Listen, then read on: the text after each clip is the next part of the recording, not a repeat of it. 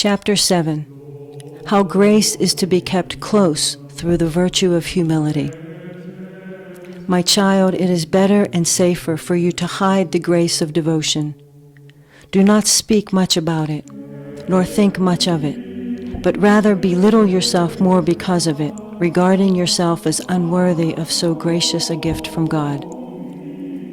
Do not depend too much on such feelings of devotion, which can quickly change into the opposite. When you have this great gift, think how wretched and poor you are without it. Progress in the spiritual life does not consist in having this grace of devotion, but rather in bearing the withdrawal and the absence of it humbly and patiently, without ceasing to pray or leaving your accustomed good works undone. Do the best you can according to your ability. Attend to your soul and do not be negligent in your duties because of dryness or any mental anxiety you may feel. For there are many people who, when things do not go well for them, soon become impatient or lazy, and so set themselves back. Our life is not always ours to control. It is for God to dispose this as He wills, to give comfort when He wills, as much as He wills, and to whom He wills, and no more. Some imprudent people, through an indiscreet desire to have the grace of devotion, have damaged themselves, for they wished to do more than they were able. Not taking into account the limit of their gift or their own weakness, they choose to follow their inclinations rather than good judgment. And because they presumed to undertake more than was pleasing to God, they soon lost the grace they already had.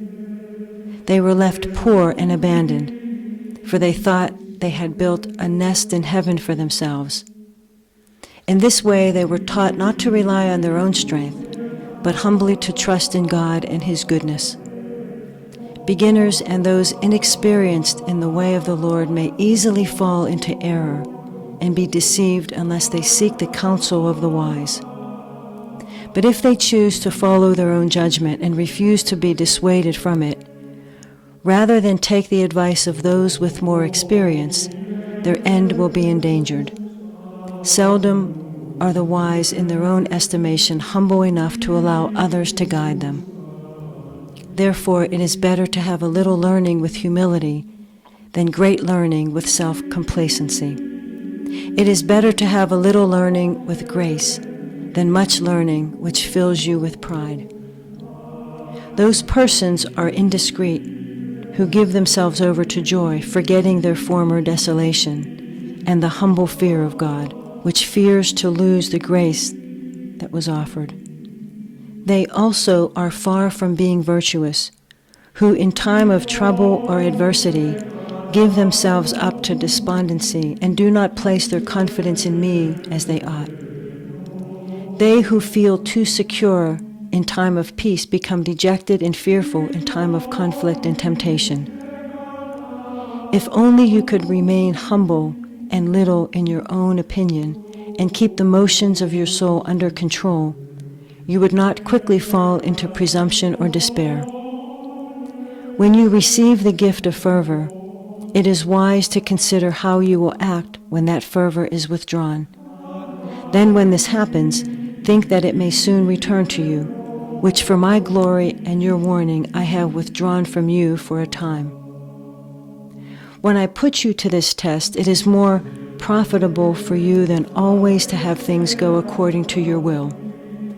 The merits of persons are not to be highly esteemed because such persons have many visions or spiritual consolations, or because they are well versed in Scripture, nor even by their being in a more elevated position.